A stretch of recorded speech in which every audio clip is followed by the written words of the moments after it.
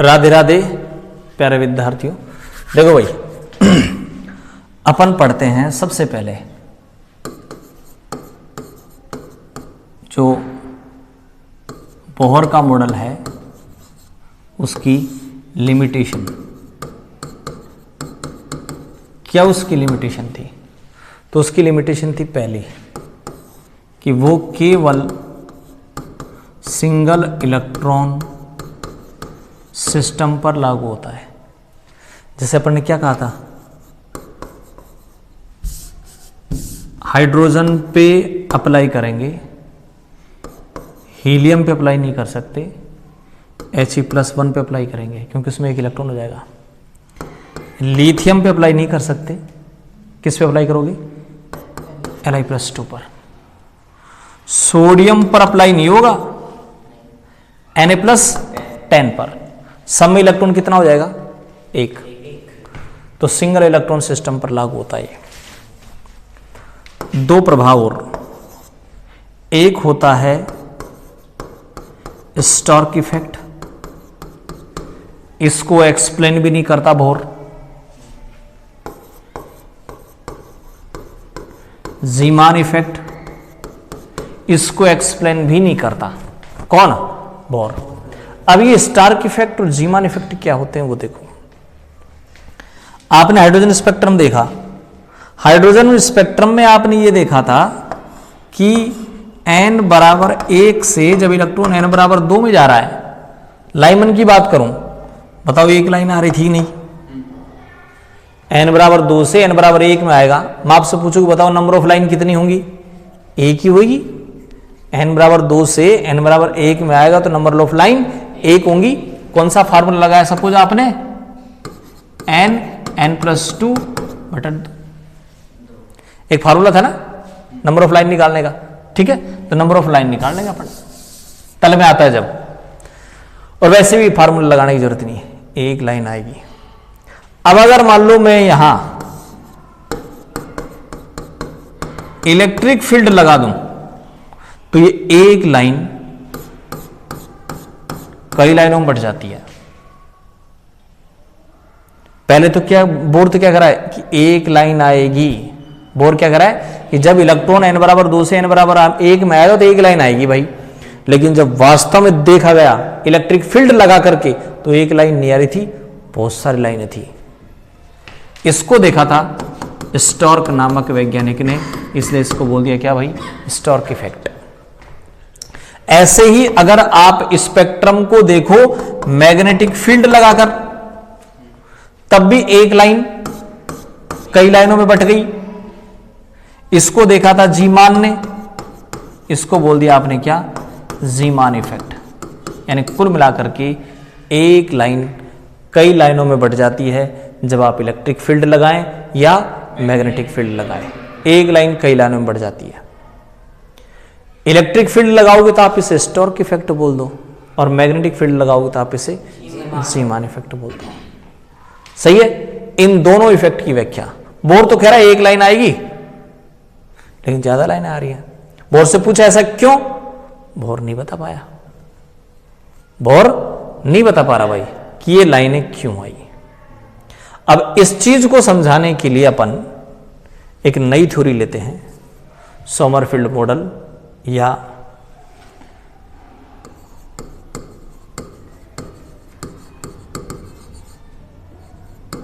Sommerfeld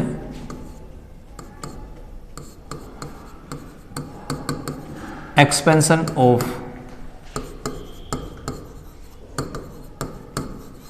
Bohr model. ठीक है भाई, क्या पढ़ रहे हैं अपन बताओ? सोमरफील्ड का मॉडल पढ़ रहे हैं, सीधी बात। किसका मॉडल?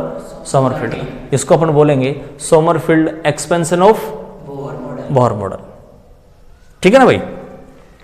पहली बात, सोमरफील्ड को अपना ये मॉडल देने की जरूरत क्यों पड़ी थी भाई? दूर करना चाह रहा था वो क्या? बोहर की लिमिटेशन को। ठीक है भाई? बोहर क्या कह रहा था? बोहर ये कह रहा था कि इस न्यूक्लियस के चारों तरफ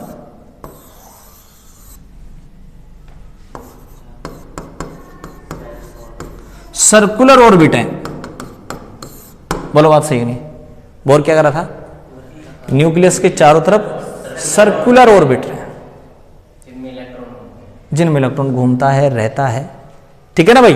तो सर्कुलर की बात कर रहा था वो, कि सर्कुलर ऑर्बिट होते हैं। ठीक है? लेकिन सोमरफील्ड क्या कह रहा है कि न्यूक्लियस के चारों तरफ सर्कुलर भी होते हैं और सर्कुलर के अलावा एलिप्टिकल ऑर्बिट भी होते हैं। सर्कुलर भी होते हैं और सर्कुलर के साथ साथ एलिप्टिकल भी होते हैं भाई। अब सर्कुलर कैसे होंगे और एलिप्टिकल कैसे होंगे उसकी बात करें। ठीक है? बोर क्या कह रहा था दोबारा बताओ? Only circular orbit. ये क्या कह रहा है? एलिप्टिकल भी होते हैं और दोनों होते हैं।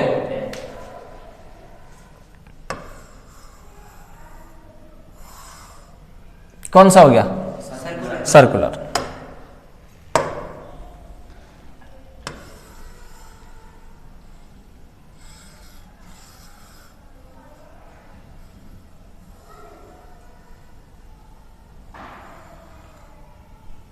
कौन सा हो गया? एलिप्टिकल। लिख दूं? ये तो है कौन सा भाई? Circular orbit. ठीक है? ये कौन सा बताओ?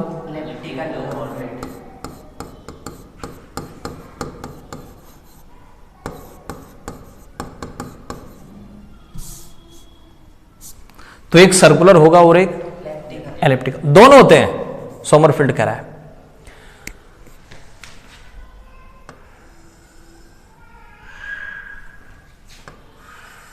ये मान लो सपोज यहां न्यूक्लियस है ना? ये इलेक्ट्रॉन रहा, अब घूमता घूमता ये यहां पहुंच गया, यहां पहुंच गया, यहां पहुंच गया। तो मैं क्या निकाल रहा हूं? इलेक्ट्रॉन की न्यूक्लियस से डिस्टेंस निकाल लो। ये डिस्टेंस ले लो r, ये डिस्टेंस ले लो r, ये डिस्टेंस ले लो r, ये डिस्टेंस ले लो r। बताओ r चेंज हो रही क्या? कोड अगर है सर्कुलर है तो वहां r चेंज नहीं होगी, न्यूक्लियस से दूरी चेंज नहीं होगी, रेडियस सारी सेम रहेंगी भाई, सारी रेडियस सेम रहेंगी, r चेंज नहीं हो रहा। यानी जब इलेक्ट्रॉन सर्कुलर ऑर्बिट में घूमता है तो r चेंज नहीं होगी। r क्या होती है बताओ? डिस्टेंस है इलेक्ट्रॉन की, किससे? न्यूक्लियस से। तो मैं क्या लिखूं? r चेंज होगी या नहीं? नहीं होगी। r not change, r change नहीं होगी भाई। डिस्टेंस ऑफ इलेक्ट्रॉन किससे? न्यूक्लियस से। ठीक है ना भाई? वो r होगी। अब यहां बात करें, ये रहा इलेक्ट्रॉन, ये रहा इलेक्ट्रॉन, ये रहा इलेक्ट्रॉन, यहां निकाल ली मैंने, यहां निकाल ली, यहां निकाल ली। अब बताओ कम आई कि नहीं? पहले बहुत ज्यादा थी, तो ये r चेंज हो रही है नहीं? r चेंज हो रही है, r चेंज होती है। तो जब इलेक्ट्रॉन एलिप्टिकल ऑर्बिट में घूमता है तो r चेंज होगी, नाभिक से दूरी, न्यूक्लियस से डिस्टेंस चेंज होगी, और यहां चेंज। ठीक है? दूसरा मैं लेता हूं theta, angle of rotation. Theta क्या ले रहा हूं मैं?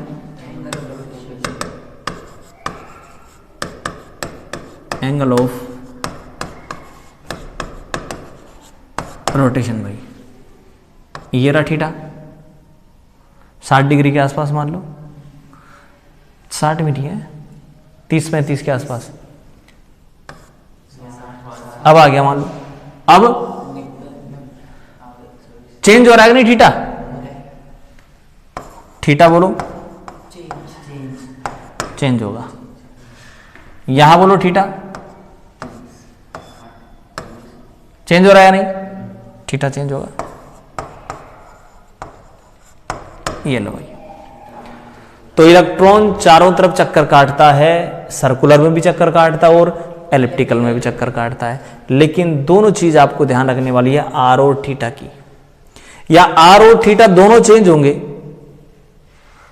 आर और थीटा दोनों चेंज होंगे, ध्यान रखना। आर एंड थीटा बोथ दोनों चेंज होंगे, और यहां ओनली थीटा चेंज होगा। ठीक है, यानी कुल मिलाकर के सोमरफेल्ड ने क्या कह दिया बताओ, कि न्यूक्लियस के चारों तरफ सर्कुलर भी होती हैं और एलिप्टिकल भी होती हैं। अब बात यह कि देखो सर्कुलर तो सर्कुलर रहेगी, वो तो हमेशा गोल ही रहेगा, कोई दिक्कत नहीं। ये जो एलिप्टिकल है, ये एलिप्टिकल कई हो सकती हैं। कई कैसे, देखो कई कैसे होंगी एलिप्टिकल, अगर देखें तो एक एलिप्टिकल, दूसरी एलिप्टिकल, बोलो सही कि नहीं? तीनों एलिप्टिकल है लेकिन तीनों का आकार अलग अलग है, बोलो सही कि नहीं? तीनों का आकार अलग अलग है, सही है कि नहीं? तीनों एलिप्टिकल का आकार अलग अलग है। तो इन तीनों का आकार बताने के लिए उसने एक क्वांटम नंबर दिया, और वो क्वांटम नंबर था भाई कौन सा?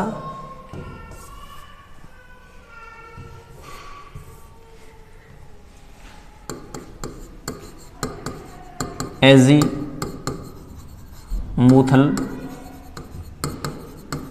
क्वांटम नंबर के।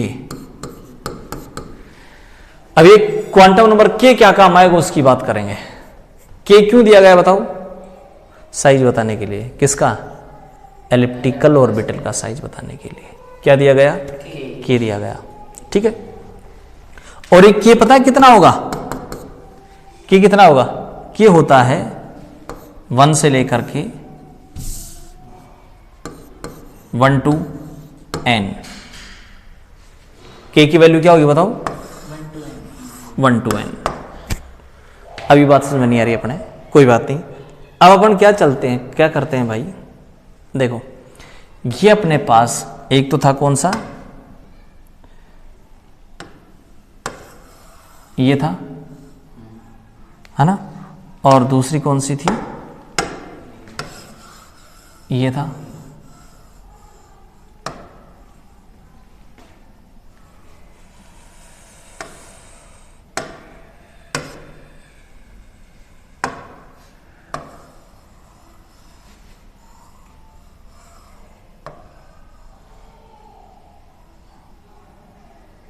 ये लो, ठीक है। अब मैं क्या करता हूं इसमें, देखो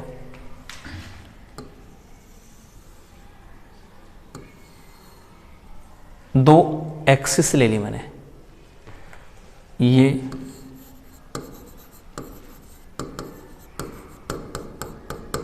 मेजर एक्सिस बड़ी एक्स, और ये बताओ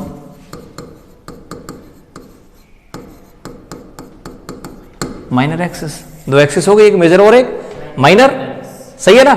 मेजर का मतलब बड़ी, माइनर का मतलब दो एक्सिस। इसमें भी ले लिया मैंने, यहां दोनों बराबर है, यहां दोनों बराबर है, बोलो सही कि नहीं? दोनों बराबर हैं तो मैं क्या कहूंगा बताओ? यहां major axis upon minor axis equal 1 हो गया यहां तो। क्यों? दोनों बराबर है तो 1 आएगा हमेशा। इसमें क्या ज्यादा है? मेजर ज्यादा है, तो क्या लिखूंगा बताओ मैं? Major axis upon minor axis निकाल लो यहां, ठीक है, और वो आएगा n अपॉन के। अब n अपॉन के कैसा आएगा वो बताऊंगा मैं। मेजर एक्सिस माइनर एक्सिस लिख दो, या चाहे n अपॉन के लिख दो। अगर मेजर और माइनर का जो अनुपात है रेशियो 1 आता है तो वो सर्कुलर होगी, बोलो सही कि नहीं भाई? मेजर एक्सिस और माइनर एक्सिस बराबर हुई तो इनका रेशियो 1 आएगा कि नहीं? इनका अनुपात 1 आ जाएगा। और अगर ये रेशियो 1 आ जाता है तो इसका मतलब वो क्या होगी बताओ? सर्कुलर ऑर्बिट होगा। और अगर एक नहीं आता तो एलिप्टिकल होगा। बोलो सही कि नहीं? एक अगर आ जाता है तो वो सर्कुलर होगा और एक नहीं आता तो एलिप्टिकल होगी, सीधी बात हो तो। ठीक है, मैं बात करता हूं अब पहले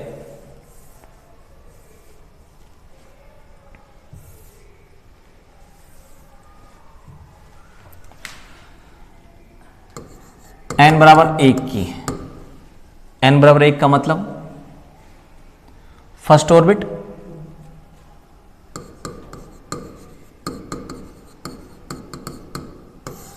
प्रथम कोष की बात कर रहा हूं। n बराबर कितना होगा बताओ? 1।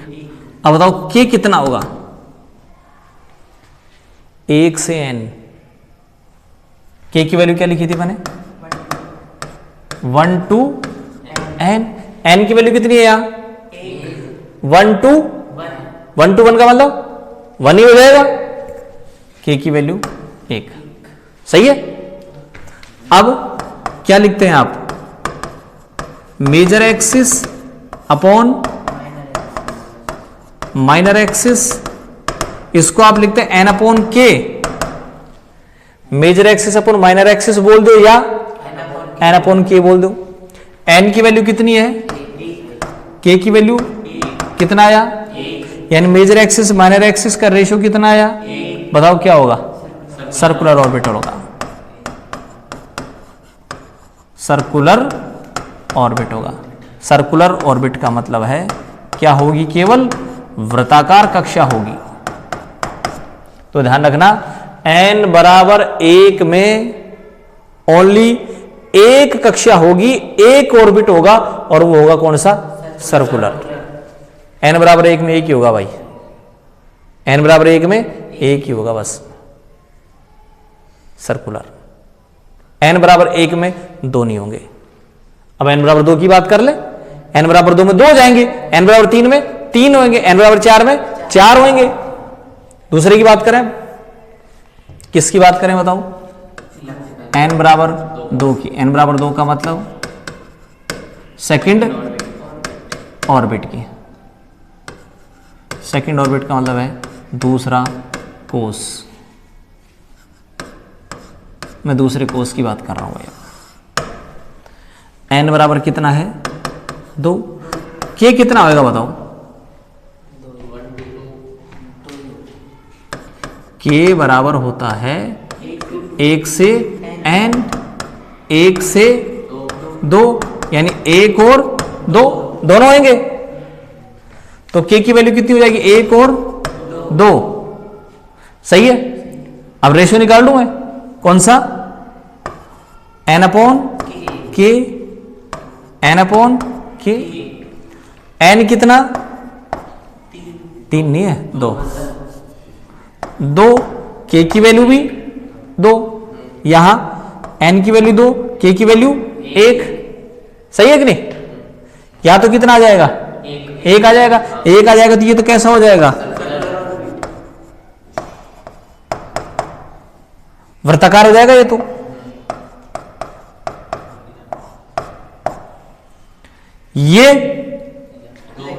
ये दीर्घ वृत्ताकार होगा। कैसा होगा? एलिप्टिकल।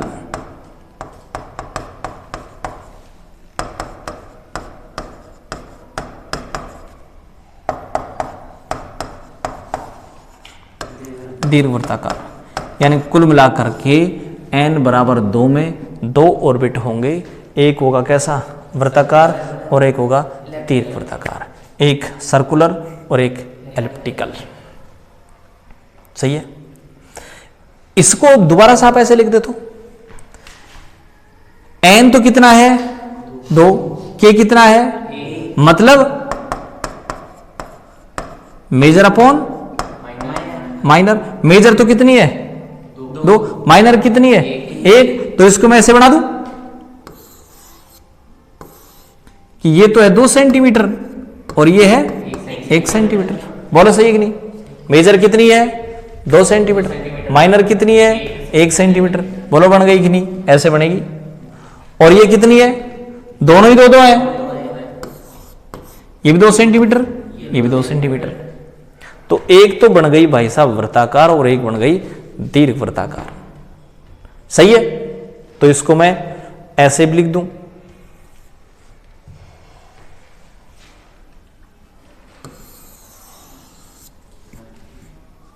ठीक है।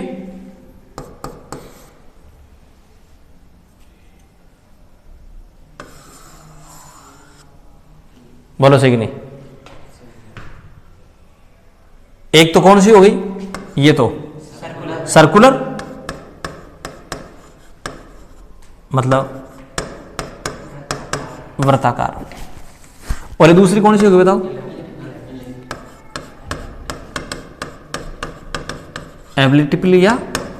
एलिप्टिकल या दीर्घवृत्ताकार। n बराबर तो 2 है ही, k की वैल्यू लिखो, बताओ इसके लिए k कितना होगा।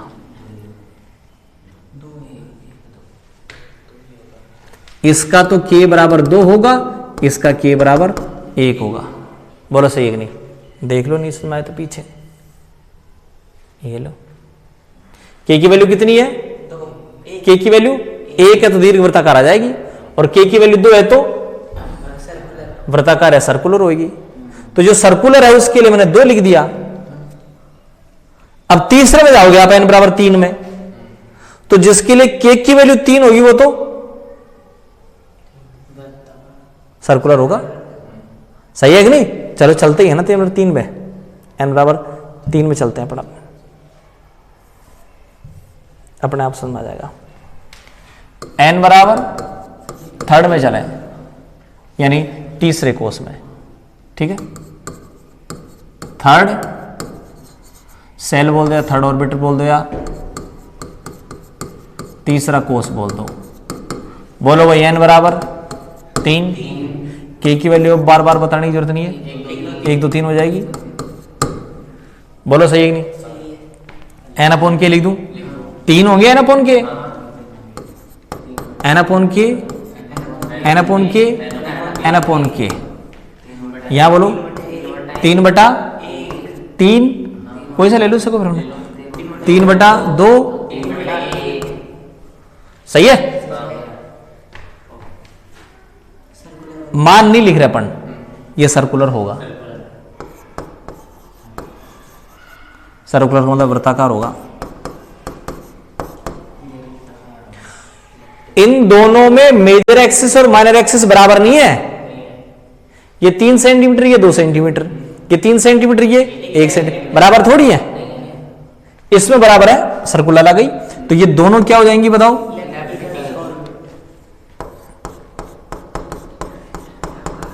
एलिप्टिकल या दीर्घवृत्ताकार।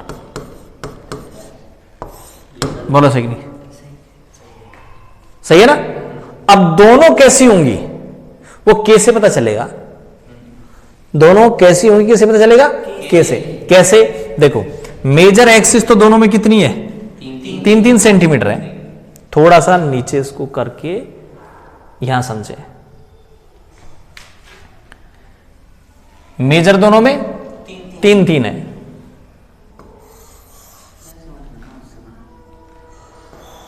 कितनी है, 3 सेंटीमीटर, और ये है सपोज 2 सेंटीमीटर। अगले वाले में ये तो 3, यहां तक ये लो, ये तो 3 है, ठीक है, लेकिन ये कितनी है, 1 है, 1 है तो यहां से थोड़ी है बिछ जाएगी ना, केवल इतनी सी आएगी बस। बोलो सही है कि नहीं, ये थोड़ी ज्यादा मोटी है, ये थोड़ी सी पतली हो गई, बीच में से चपटी होती जाएगी ऐसे। मेजर तो कितनी रहेगी, उतनी रहेगी, मेजर तो कितनी रहेगी, 3 ही रहेगी। माइनर क्या होती जाएगी, माइनर कम होती जाएगी, यानी वो लगातार क्या होती जाएगी, इस प्रकार से होती जाएगी। देखो ये है अगली वाली, ये हो जाएगी, उससे अगली वाली। बोलो सही है कि नहीं, ये तो वही है, देखो थोड़ी सी छोटी बड़ी होगी बस, कोई दिक्कत नहीं है ना, मेजर तो सब में इक्वल है, क्या घटती जा रही है? माइनर घटती जा रही है।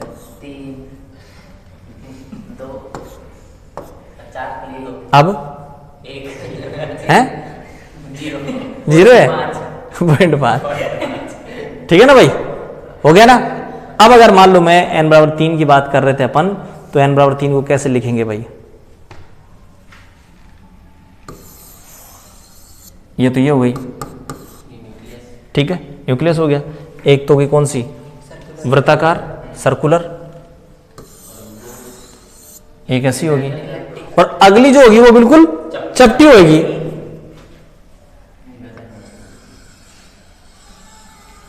बोलो सही है कि नहीं? इसकी कंपैरिजन में चपटी हो गई, तो इसके लिए के की वैल्यू 3 ही होगी, इसके लिए के की वैल्यू 2 हो जाएगी, इसके लिए के की वैल्यू 1 हो जाएगी। के की वैल्यू को आप ये समझो कि के की वैल्यू माइनर एक्सिस है, सही है कि नहीं? तो इस वाले में माइनर 3 है, इस वाले माइनर 2 है, इस वाले माइनर 1 है, ठीक है। तो यहां पर कुल मिला के बात यह है कि एक तो हो जाएगी सर्कुलर, है ना, और 2 हो जाएंगी कौन सी? एलिप्टिकल या दीर्घवृत्ताकार या एलिप्टिकल, ठीक है भाई, ये सर्कुलर। एस चलते रहो आगे, ठीक है। अब अपन इसको ऐसे लिख दे तो भाई देखो, एक मिनट ध्यान से सुनना, ये तो अपने पास है ऑर्बिट जिसमें n बराबर 1, n बराबर 2, n बराबर 3, n बराबर 4 अपने लिख दिए। k की वैल्यू लिख दूं, k की वैल्यू यहां 1, यहां 1 और 2 होगी, 1 2 3 होगी, 1 2 3 और 4 होगी। बोलो सही कि नहीं? ठीक है, केवल एक ही होगी सर्कुलर। बोलो सही कि नहीं? या 2 होंगी, एक सर्कुलर एक एलिप्टिकल, एक तो सर्कुलर और एक एलिप्टिकल। इसमें बोलो 3 होंगी, एक सर्कुलर और 2 एलिप्टिकल। इसमें बोलो एक तो सर्कुलर होगी, 3 एलिप्टिकल होंगी। बोलो सही कि नहीं भाई? तो कुल मिला के बात यह है, सर्कुलर एक ही होगी, बाकी सारी एलिप्टिकल होती हैं। जैसे मान लो सपोज मैं आपसे कहूं कि n बराबर 6, बोलो एक सर्कुलर 5 एलिप्टिकल, एक वृत्ताकार बाकी सब दीर्घवृत्ताकार, ठीक है ना भाई? बोले यहां तक बात समझ आई कि नहीं? ठीक है। इसके बाद में उसने क्या किया, इस k को उठा दिया, किसको? k को उठा दिया, और k को उठा करके एक नई क्वांटम संख्या दी उसने l। ये बड़ी इंपॉर्टेंट है भाई, अब l बड़ी इंपॉर्टेंट है, बहुत अच्छे क्वेश्चन स्टार्ट हो जाएंगे, अब ध्यान रखना। नई क्वांटम संख्या आ गई, कौन सी? l आ गई। ये l भी वही है, एजीमुथल क्वांटम संख्या, एजीमुथल क्वांटम नंबर, या फिर इसको बोलूं मैं द्विगंशी क्वांटम संख्या, एजीमुथल। और l इक्वल था क्या? k-1। इधर सुन रहे? l क्या होती है? k-1। k क्या थी? k थी 1 to n, 1 से n तक। बोलो सही नहीं? l क्या होगी? k-1। एक घटा देंगे पीछे, चलो पीछे नहीं, यहीं अपन एक वो करते हैं, ध्यान देना। देखो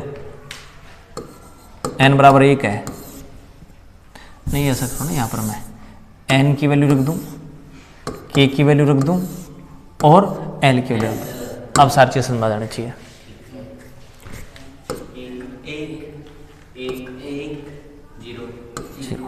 क्लियर बात?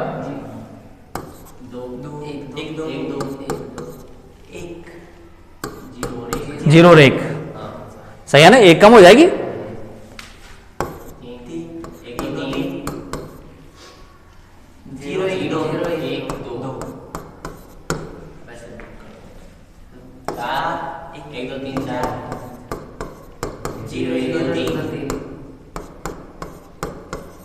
बोलो सिग्नल की वैल्यू निकालना आया कि नहीं? सही है।